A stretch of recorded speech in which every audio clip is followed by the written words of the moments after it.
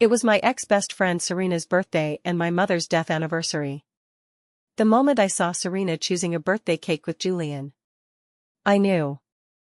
This ex-best friend who stole my father would once again take my husband away from me. But I will not let her get what she wants. To avoid repeating my mother's tragedy of being driven to jump off a building, after ruining Serena's birthday party, I took out the pre-prepared divorce papers and moved out of the marital home overnight. From the incident to now, less than 7 hours have passed. During these 7 hours, I spent 1 hour packing my things, 1 hour rushing to the high-speed rail station, 3 hours traveling to my grandmother's house, and the final 2 hours successfully persuading my grandmother to let me stay with her. Julian, I don't want it anymore. Julian realized that Evelyn had blocked him and was a bit stunned. For 3 years of marriage, as Mrs. Julian, Evelyn has always been dignified, appropriate, kind, and generous. No matter the occasion, her performance has always been beyond reproach. It wasn't until he returned home and saw the divorce papers left on the table that he belatedly realized he had done something wrong. It's been many years now, and Serena has always wanted to make amends with you. There's no need to make things so tense. Today is Serena's birthday. As an elder, she's offering you a toast, you should accept it. When you were young, you could use your family background as an excuse, but now, if you can't adjust on your own, it just shows that you're still not mature enough. With your current state, how can I possibly have a child with you? Julian picked up the divorce agreement from the table and, after reading its contents, placed it back on the table. He didn't feel he had done anything wrong. Regardless of whether Evelyn accepted it or not, Serena had long since transformed from her best friend into her stepmother. She had always maintained an air of hostility towards Serena, making family relationships tense. Many occasions requiring him to bring his wife made things quite difficult for him. Besides, he had interacted with Serena, and she wasn't as problematic as Evelyn had made her out to be. He genuinely believed that instead of clinging to the past, it was better to change one's mindset and embrace it with a smile. Considering this was the first time Evelyn had been this furious, he still felt a bit uneasy. The hand gripping the phone tightened, and Julian dialed Evelyn's number once more. It was still blocked. From the moment I saw Julian and Serena standing together in the cake shop, picking out a birthday cake, I knew my marriage with Julian had come to an end. To avoid repeating my mother's mistakes. After ruining Serena's birthday party, I packed my luggage and moved out of the marital home I shared with Julian. Less than 7 hours have passed since the incident occurred. Within these 7 hours, I spent 1 hour packing, and another hour rushing to the high-speed railway station. It took 3 hours to reach my grandmother's house, and the last 2 hours were spent successfully convincing my grandmother to let me stay with her. Grandma, I've told you before, you have terrible taste in men. First you picked a scumbag for my mom, and now you're introducing me to one. You've ruined both of us, and you have to take responsibility. I smiled and fed a slice of honeydew melon to my grandmother, gently leaning my head against her back, just like when I was a child. Actually, before I brought Serena home, my father and mother's relationship was still quite good. Back then, not to mention my mom, even I never would have thought that Serena, at 18, had her eyes set on my 45-year-old father. With a full 27-year age gap, they fell in love fearlessly. My mom, who had always been strong-willed, couldn't accept my father wanting a divorce over her daughter's classmate. In a moment of desperation, she jumped from the 18th floor. My grandmother, fearing that staying with my father would ruin me, took me to live with her. Seeing that I had been single for many years and had developed fears about men and marriage, she worried that I would end up alone after she passed away, so she introduced me to Julian. I had thought that since she and Julian's grandmother were close friends, their relationship would mean we knew each other well enough. But she also hadn't expected that, despite Julian being perfect in every way, he was just too rational. In any relationship, he only weighs the pros and cons, never considering personal feelings. So when he tricked me into attending Serena's birthday party, repeatedly saying it was for my own good, even grabbing my wrist to force me to drink the toast Serena offered, I flipped the table. I ruined Serena's birthday party.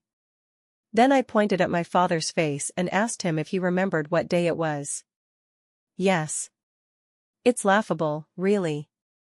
Serena's birthday is also the anniversary of my mother's death. But no one remembers except for me. Even Julian, who once held me and comforted me with gentle words. In the future, I will accompany you to pay respects on your mother's anniversary. I won't let you face the past alone. Yet, on the very day of my mother's anniversary, between the bustling city center and Shaoliang Cemetery, he chose to drive the car toward the bustling city center. Holding my hand, he walked me into the luxurious hotel lobby, where all I could see were the coldly elegant and beautiful birthday placards of Serena. There were personal ones of her, and some of her kissing my dad sweetly. Entering the private room, Serena was wearing a light purple halter-top gown, with large, sharp curls cascading down her back, sitting in the host's seat with an air of being the lady of the house. A diamond ring, several carats in size, was worn on her fair, bony finger, almost dazzling my eyes. When my mom was alive, she once told my dad that for her 40th birthday, she wanted him to give her a diamond ring. Nothing too expensive, just a few thousand would do. But on my mom's 40th birthday, my dad didn't even come home. In the end, I used my own New Year's money to buy a diamond ring for my mom. Serena has this diamond ring too. Julian gave me one last year on our anniversary, worth over 3 million. I didn't want to look, but I couldn't help taking a glance. Noticing my father looking at Serena with adoration and even picking up a stray hair from her shoulder to toss it away. Such meticulous care, my mother had never experienced. I bit my tongue hard, trembling all over. Evelyn, you're here? I'm really happy to see you today. Serena first cast a glance over Julian's face, then casually swept her eyes toward me. She gracefully rose to her feet, her diamond-studded manicure shimmering under the light, reflecting brilliantly against the transparent highball glass. The burgundy liquid swirled around and around in the glass. Seeing that I wasn't responding to Serena's gesture, Julian picked up the wine on the table and drank it for me. But before he could even finish his glass of wine, I was the first to flip the table. I still remember to this day the look in Julian's eyes as the entire table of exquisitely arranged, expensive dishes crashed to the floor. Disappointment, dissatisfaction, and disdain. The always dignified Mrs. Julian, today, was no longer dignified. I had embarrassed him. On careful reflection, that was the first time Julian had ever looked at me that way since we met. In the early days after we met, we were just like any ordinary couple. I have climbed mountains and watched sunsets. I have gone camping and chased stars together. On our wedding night, he promised me that he would never let me suffer injustice in this lifetime. He would never force me to do anything I didn't like. He would never make the mistakes my father made. At that time, Serena hadn't set her sights on him yet. When I realized something was off about him and went to investigate, I found out. It turned out that Serena had been secretly contacting Julian under the guise of wanting to mend our relationship since last year. For a whole year. Julian didn't mention even a word of it to me. It's not that I hadn't considered making Julian my safe haven and trying to trust him. But I am grateful that I have always kept my guard up with him. So when the problem arose, I was able to pull back in time. Serena's betrayal and my mother's death taught me early on to distrust people. Because of this habit, I'd been prepared for the past 3 years. Little did I know that 3 years of preparation would eventually come in handy. Are you really sure about this? Grandma sighed softly, knowing I was just joking, knowing I've never blamed her. She truly didn't want to see Julian and me come to this point. Yeah, better now before we have kids. After Julian and I got married, we actually did consider having children. Julian always thought I wasn't cheerful enough and worried that my state of mind would be unhealthy for raising a child. In an effort to change me, he had enrolled me in psychological courses and even hired a counselor for me. I told him that, to me, he was more important than any counselor. But he clearly didn't take it seriously. Since he started contacting Serena privately, dining together, having tea, even going shopping and exchanging gifts, my mental state was bound to be in a mess. While packing my luggage, I initially only wanted to take my own things. Little did I expect to stumble upon a stack of receipts he had hidden at the very bottom of the wardrobe. From small car keychains to luxury watches and jewelry. They enjoyed interacting immensely as elders and juniors, stepmother and son-in-law. In truth, if Julian had chosen someone else, I might have considered Grandma's feelings and maintained a facade of harmony with him. But he absolutely should not have chosen Serena. No one knows Serena better than I do. Even before our relationship fell apart, she used to jokingly complain to me. Why is my family background so good? Why does she have to live a life of poverty? If the opportunity ever arose, she would take everything from me, turning what's mine into hers. So, she took my father from my mother. Now, she looks down on my dad because he's getting older and his earning ability is starting to decline. She wants to take Julian from me again.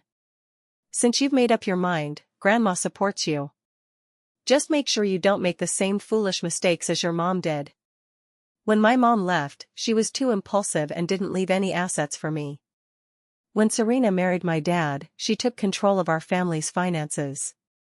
My spending plummeted to its lowest point the moment she married my dad. She simply can't stand to see you doing better than her. A woman like that will surely face retribution. Grandma felt nothing but resentment towards Serena as well. Recalling what my mother had been through, she wiped away her tears with a heavy heart. I will live better than her, better than all of them. I think about the 3 years of preparation, and I already have a sense of confidence in my heart. Evelyn, I heard you had a conflict with Julian. If it's because I asked Julian to bring you to my birthday party, then I apologize. This matter has nothing to do with him, it was me who insisted he help us mend our relationship. You've ignored me all these years, and I truly feel guilty in my heart. Legally speaking, you are my daughter now, and I really want to go back to how things were before. Serena knows exactly how to get under my skin. So she deliberately picks the most hurtful words to say. Without even looking at her face, I can imagine exactly what expression Serena must be wearing on the other end of the phone. Are you done? If you're done, I'm hanging up. I had already blocked Serena's phone number a long time ago. This time I don't know whose phone she used to call me, and I accidentally answered. I was truly disgusted. It seems that from now on, I can't answer calls from unknown numbers either. Evelyn, what's done is done. Do you think hiding will make it all go away? Whether you like it or not, my current status is something you can't change. Serena, afraid I would hang up, immediately emphasized her tone.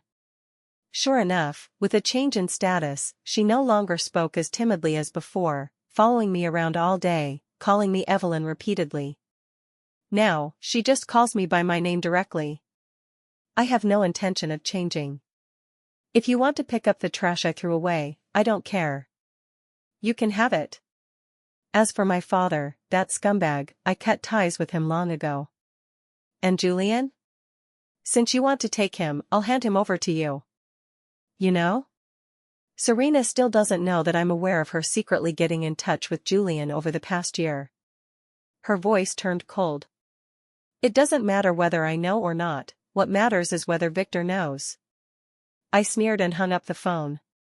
After leaving Serena's birthday party, the first thing I did was throw all the collected materials into Victor's inbox. I was waiting to watch them tear each other apart. As for Julian, if he agrees to the divorce, everything can be discussed. If he doesn't, then I'll have no choice but to file for divorce. For a divorce lawsuit, what I stand to gain will only be more. Julian, why didn't you bring your wife today? It's quite unusual for Julian to attend an event where family is expected without her. Julian had just taken his seat. Those around him, confirming that Evelyn hadn't followed, quickly began teasing him. Everyone in the circle knows that Julian and Evelyn are the model couple. Wherever family members were allowed, Evelyn was always by Julian's side. Next time. Julian's expression darkened. It had been more than a week since Evelyn moved out. And over this past week, no matter how he tried to reach her, her only response was always the same: have you signed the divorce papers? He gets agitated. Usually, with Evelyn by his side, he can gather some information through her conversations with the other party's wife. Now, without Evelyn's support, he always feels something is off. It's as if the information isn't fully collected. He feels unsure deep down. Clearly, before marriage, he had always tackled projects alone. In just 3 short years, has Evelyn changed him too much? Julian, I'm really sorry, I know I shouldn't be here at this hour. But I truly have nowhere else to go. After finishing his social engagements, Julian arrived home to find Serena, dressed in a white fringed dress, crouching by his doorstep. Hearing the elevator sound, she pitifully lifted her head and looked toward Julian. Her eyes filled with shame, embarrassment, and a touch of grievance. What's going on? Julian glanced at Serena, then used his fingerprint to unlock the door and walked into the house. Evelyn took some clips of our recent meetings and spliced them together haphazardly, sending them to her father. He misunderstood the situation between you and me, and kicked me out. Serena scanned the marital home of Julian and Evelyn. Though she had seen grand scenes with Victor time and again, suddenly, they all seemed trivial compared to the full wall of collectibles in Julian's place. She hid the sudden flash of greed in her eyes, using her long hair to cover her expression. She displayed her vulnerability and helplessness to perfection. She's acting up out of anger at me. Don't blame her. I'll explain it to her clearly, and then have her come over to apologize to you and your father. To this day, Julian still doesn't believe that Evelyn's insistence on divorce is because she truly wants one. He was certain that she was just throwing a tantrum, waiting for him to coax her. I think she's more angry with me. You were just caught up in my mess. Ever since I first met Evelyn, I knew that once she set her mind on something, it would never change. It was my greed that wanted too much. I shouldn't have asked you to help me. Serena finished speaking, one hand against her head, pretending as if she were about to faint. What's wrong? Do you need me to take you to the hospital? Julian frowned, looking at Serena. He hesitated for a moment, but in the end, he reached out to support her. I haven't eaten anything all day, maybe I'm a little hypoglycemic. Can I stay at your place for one night? Tomorrow, after I figure out how to explain myself, I'll go back. Serena used this exact trick back in the day to sneak around with Victor right under my and my mother's noses. She's trying to pull the same stunt again. Victor did have an argument with her. But after her desperate denial, Victor ended up apologizing to her. She insisted on leaving, and no matter how Victor tried, he couldn't make her stay. Suit yourself. Julian saw that Serena was indeed unwell, her lips had turned pale. Out of consideration for her as Evelyn's nominal family, he let her go and turned back to his own room. Serena, having achieved half her goal, took out her phone upon hearing Julian close the door and snapped a selfie. And then sent it to Evelyn. Evelyn blocked her. But today, to get in touch with Evelyn, she bought a new phone card. That night, she didn't lock her door and waited for Julian all night in her room. But she was disappointed. Julian didn't burst into her room like Victor did. Serena realized that even though she had paved the way for a year and confirmed that Julian wasn't rejecting her, if she wanted to take their relationship to the next level, she had to create some other opportunity. When I saw Serena's photo, I was accompanying my grandmother buying groceries at the supermarket. Just this single photo? Are there any couple shots? Anything with some edge? I sent back a message without much emotion. Your heart must be bleeding right now, isn't it? Still pretending not to care? Evelyn, when you flipped the table in my private room, the look of utter agony in your eyes was much more real. Serena was afraid that replying to the message would leave evidence for me to catch, so she immediately called instead. Done pretending? This is your true face. After watching you act for years, if you didn't show your real self, I would almost forget what this disgusting face of yours looked like. I listened to Serena's cold laugh on the other end of the phone. Ever since she married my father, she had always maintained the facade of a stepmother. Every word out of her mouth was filled with hypocritical concern and pretended care. I had long grown tired of it. Aren't you the one who's always wished I would divorce your dad? Congratulations, your wish is about to come true. I brought up divorce with your dad last night, and if nothing unexpected happens, your dad will be yours in a month. I'll never fight you for him again. Serena insisted on marrying Victor, despite how it looked to outsiders, partly for the sake of a luxurious lifestyle. On the other hand, it was because she envied the fatherly love Victor showed me. Her father had been harsh with her since she was a child, either hitting or yelling at her. She had never experienced a father's love in her life.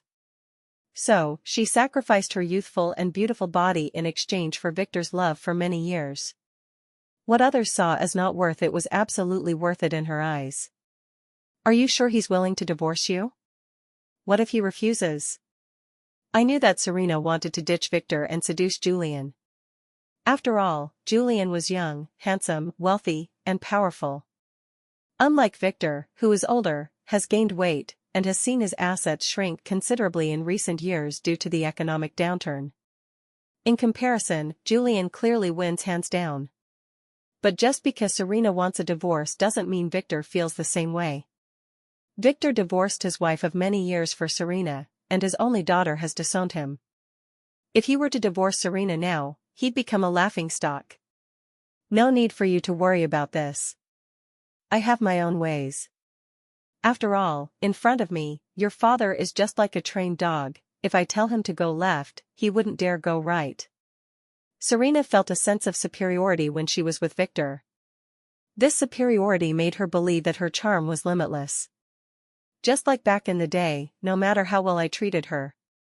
In her eyes, I was just captivated by her beauty, only wanting to be friends with her to draw more attention, appear more noble, and be filled with more pride.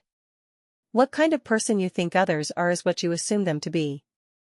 Unlike your mother, who's been with him for over 10 years and still can't control him at all.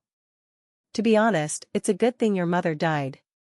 Otherwise, seeing your father obey me so completely, she'd probably die of anger even if she were alive.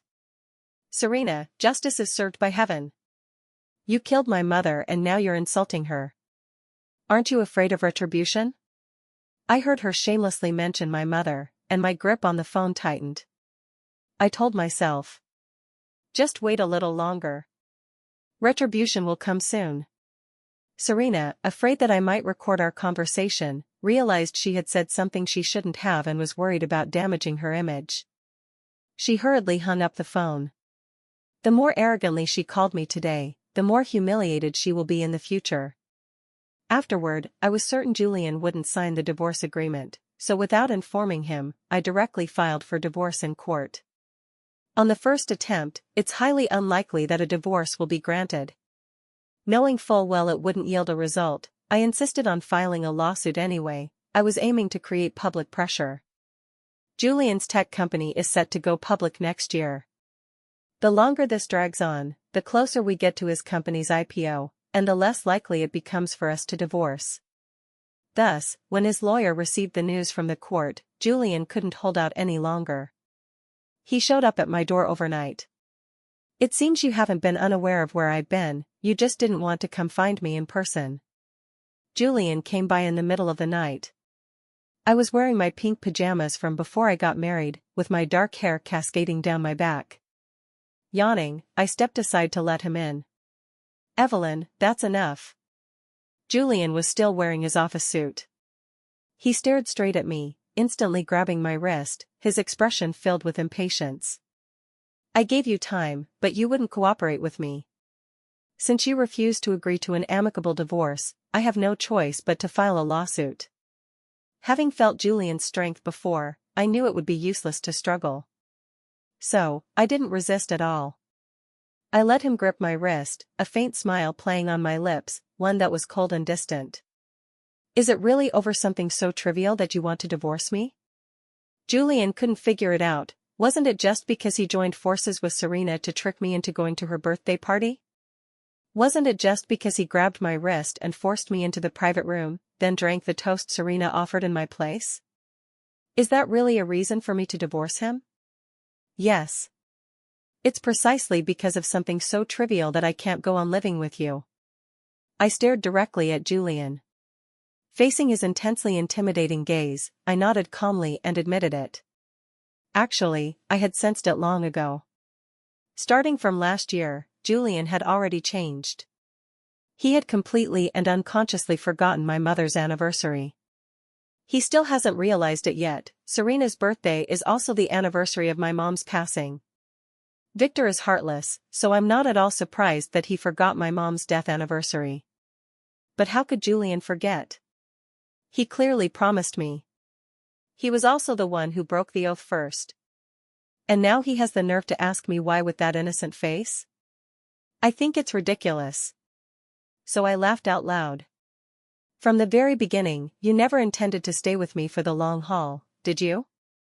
Evelyn, you drew a line in front of yourself, and no matter how close I got to you physically, I never truly entered your world. Julian let go of me. He spoke the words that had been buried in his heart for years. Do you even realize that if this continues, you will push me further and further away? Julian was heartbroken, as if our relationship had come to this point entirely because of me, with no fault of his own. How far you are from me, do you think I care? Julian, from the moment you drank that glass of wine, I no longer wanted you. I have no idea how someone like Julian, with that kind of brain, could ever run a company. I made it clear to him that I wanted a divorce, and I've been waiting for him to sign the divorce papers. Instead, he traveled all the way here to my grandmother's, and he still can't even grasp the main point. I am a thing? How dare you take me when you want and discard me when you don't? Evelyn, you should learn from Serena properly. Her gentleness comes from the heart, while all the kindness you show is fake. It's all for others. In front of me, you have never compromised even once. Hearing that I didn't want him, Julian's eyes turned bloodshot. With a forceful grip on my wrist, he pulled me close to him. He glared at me fiercely, his hot breath rushing onto my face. I watched myself reflected in his eyes, my left heart aching to the point of suffocation. Was Serena's gentleness genuine? When had Serena ever been gentle? If she was gentle, how did my mother die? Finally admitting it? Since Serena is so wonderful, then hurry up and divorce me. Let's separate as quickly as possible, and you two can be together for the rest of your lives. My father did the same back then. Kneeling before me, saying over and over how wonderful Serena was, how gentle, how kind. Meeting her made him feel that the rest of his life was not lived in vain. I looked at Julian, his face overlapping with Victor's in my mind. Finally, I truly felt nauseous and disgusted, unable to stand it any longer. Despite knowing my strength was no match for his, I still stubbornly pushed him away. So, you've been making a scene because you're jealous? Is it because you're misunderstanding my relationship with her? Evelyn, I'll only explain this once. I admit Serena is beautiful and kind, but I don't have feelings for her. The one I've always liked is you. The reason I took you to Serena's birthday party was all for your sake. I don't want you to keep fighting with her, I want you to let go of the past, live well, shine brightly, and be happy like a normal girl. Julian's thought process is always different from the average person. Even when I was this straightforward and pleading, he still managed to misinterpret it. I find his explanation ridiculous. If your own mother was killed by your stepmother, could you still get along harmoniously with her? If your stepmother pretended to be kind to you while actually tormenting you, framing you in secret, would you still want to maintain the so-called family decorum with her? Julian, you've never tasted the bitterness I've endured, so don't urge me to be kind. I have no desire to argue with Julian any further. Seeing that he was not here to discuss divorce, I don't know where I found the strength, but I managed to push him away. I even opened the door, gesturing for him to leave. Evelyn, you're truly beyond help. Julian's eyes were dark and brooding, his gaze cold and unfamiliar, as if I had committed some great wrong. Yes, I'm beyond cure. Please hurry up and settle the divorce procedures with me. That way, even if I die from my illness, it'll have nothing to do with you. I found Julian utterly laughable. The smile at the corner of my lips widened. Finally unable to hold back, I let out a soft laugh. As I laughed, a sourness welled up in the corner of my eyes. I wiped it away before any tears could fall. My tears had long dried up the day my mother died. Julian was not worthy of my tears. In court, you withdraw the lawsuit, and the divorce agreement, I'll sign it tomorrow, and we'll go to the Civil Affairs Bureau together. In the end, Julian left. That night, he stayed in a hotel in his grandmother's hometown. Early the next morning, we returned together. The staff at the Civil Affairs Bureau noticed Julian's reluctance and repeatedly asked for his opinion, inquiring whether he truly wanted to divorce me. Do it for us. In the end, he gave the answer himself. Hearing this, I let out a soft sigh of relief. I was genuinely afraid he might back out at the last moment. After all, in this divorce, I got quite a bit of his money. He hasn't fully grasped the situation yet, and there's still a bit of sentiment left for me, which is why he agreed to all the terms I proposed. If that last bit of affection for me runs out, he probably won't be so willing. Evelyn, how did things really come to this point with Julian? Did I end up arriving too late? I said I would explain it to you in person, why didn't you listen? Your father and I are in the middle of a divorce, but Julian and I are truly innocent. All the gifts he gave me were in your name. His heart belongs only to you, and as for me, no matter how you see me, in my heart, you have always been my most important friend, my family from the past. Serena hurried out of her luxury car as she saw us leaving the Civil Affairs Bureau, putting on a deeply pained expression. She picked the timing perfectly. Not too early, not too late. She managed to see us making an appointment for divorce, score some points with Julian, and probably thought she could enjoy my loneliness. Killed so many birds with one stone. Haven't divorced Victor yet, but you've already distanced yourself from Somerville? Your tea brewing skills are getting more and more refined. With a bit more practice, you could become a master. The person you've been waiting for is here. I won't disturb you two any further. I've already gotten Julian's money, and I have completely lost interest in him as a person. I headed towards my car, but Julian grabbed me by the arm. You already know everything? Why didn't you tell me sooner? I can explain. Julian thought I didn't see those precious or intricate gifts he gave to Serena. He furrowed his brow, a flicker of self-reproach passing through his eyes. But I don't need any explanation. I truly didn't need Julian to explain anything. He could give gifts to whomever he pleased. The money Serena took from Somerville and the luxury items Julian gave her would soon be in my hands. I don't mind letting her stay a bit longer. Evelyn, you really are a failure. Your mother lost to me, and now you've lost to me too. Just wait, I'll be marrying Julian soon, and when I send out the invitations, I'll be sure to save one for you. To provoke me, Serena quickly caught up with me and, ignoring my resistance, held me in her arms.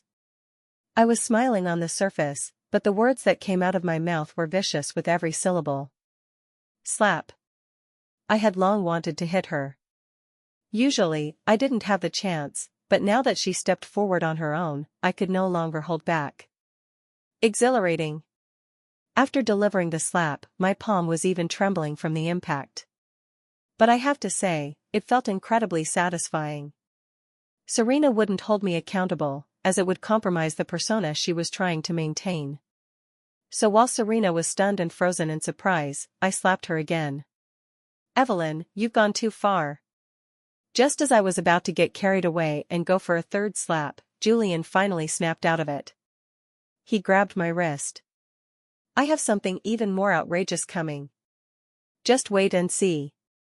I snatched my hand from his grasp and turned to get into the car. 1 month later, Julian and I officially obtained our divorce certificate. The sunlight was brilliant that day, and I was wearing a vibrant red dress with high heels. The first thing I did after receiving the divorce certificate was to smile at Julian in front of the crowd gathered outside the Civil Affairs Bureau and say, "Thank you, Mr. Julian. 3 years of marriage in exchange for half of your fortune, worth it." Julian's face turned ashen, still trying to grab me and explain, but I shook him off. Just then, Serena arrived in her luxury car, ready to put on a show of heartfelt remorse. She rushed over as soon as she got out of the car. "Evelyn, how could you really go this far with Julian? I told you we were innocent." I raised my hand directly, smack. A crisp, sharp slap landed on her face. This time, it wasn't just 2 strikes, but 4 in a row, until her cheeks were crisscrossed with red marks. The crowd grew larger, and some started holding up their phones to record. I smiled and spoke loudly into the camera. "Everyone, remember this. This is Serena, a top-tier green tea who seduced my dad at 18, caused my mom's death, and later tried to steal my husband. Today, she came to crash my divorce, hoping to pick up the man I no longer want. Unfortunately for her, it's too late." Serena covered her face and tried to fight back, but she was swiftly restrained by the 2 bodyguards behind me. I leaned close to her ear, speaking softly yet loudly enough for those around us to hear. "You love taking what's mine so much. Now I personally handed Victor over to the prosecutor's office and delivered Julian to you. Enjoy yourself." 3 months later, Somerville went bankrupt and underwent liquidation, while Victor was sentenced to life imprisonment on multiple charges including massive fraud and illegal asset transfers. On the day of the trial, I wore a black suit and sat in the front row of the public gallery. As Victor was brought in, he caught sight of me, his eyes filled with terror, as though he wanted to plead for mercy. I just gave him a faint smile and raised my phone. The live stream had already been running for 10 minutes. The title read, "Scumbag Father Pleads Guilty in Court, His Own Daughter Witnesses the Entire Trial." The comments were flooding the screen. "Wow. Well done. I'm a fan of this daughter." As a spouse, Serena not only couldn't get a divorce but was also jointly liable for all the debts. Her jewelry, bags, and luxury cars were all seized and sold off by the court. Once proud, she now had different creditors blocking her door every day, her hair disheveled and makeup smudged. Once, she knelt downstairs at my company begging for mercy, and I had someone cut the surveillance video into a short clip and post it online. Caption: "The woman who drove my mother to jump to her death years ago is now kneeling before me, begging for mercy." Is this karma? Absolutely. The video went viral, surpassing 100 million views in just 3 days. Serena was utterly socially disgraced and could never show her face in public again. 6 months later, she attempted suicide in her rental apartment, was rescued, and suffered a mental breakdown, eventually being admitted to a psychiatric hospital. It is said that she now clutches a pillow every day, murmuring, "Evelyn, I'm sorry," but no one pays her any attention. It was even worse for Julian. On the eve of the company's listing, I anonymously sent all the business secrets conversations I secretly recorded while accompanying him to various occasions over those 3 years, along with the gift lists and chat records of his ambiguous interactions with Serena, to the regulators and his competitors. The listing fell through, investors withdrew their funds, and the stock price plummeted repeatedly. The Ravenwood family's century-old foundation was destroyed at his hands. He came looking for me several times, getting drunk and kneeling outside my grandmother's house, crying and saying he regretted everything. Saying he finally remembered that day was his mother's anniversary, saying he dreamed of my mother crying on the 18th floor. I listened for a while through the door, then opened it and handed him a tissue. "Why cry? Wasn't it you who most revered rationality and weighing pros and cons? Have you calculated the pros and cons clearly now?" Then I closed the door in front of him. Later, his company completely collapsed, and he vanished from the public eye. Some said he went to the countryside to farm, others claimed he succumbed to alcoholism. After that, I never paid much attention. And what about me? With the money from the divorce settlement, along with the assets I had safeguarded by transferring them in advance when Somerville was liquidated, I started my own investment company, Somerville Capital. I earned 10 times the investment in the first year. I moved with my grandmother to a seaside villa, watching sunrises and sunsets every day, raising flowers and dogs. Occasionally, I would appear on trending lists, not because of any scandals with scoundrels or schemers, but for titles like Youngest Female Billionaire or Coolest Revenge Princess. My fans gave me a nickname, Queen Ing. My mother's grave has been beautifully restored. Every year on the anniversary of her death, I bring a large bouquet of white roses.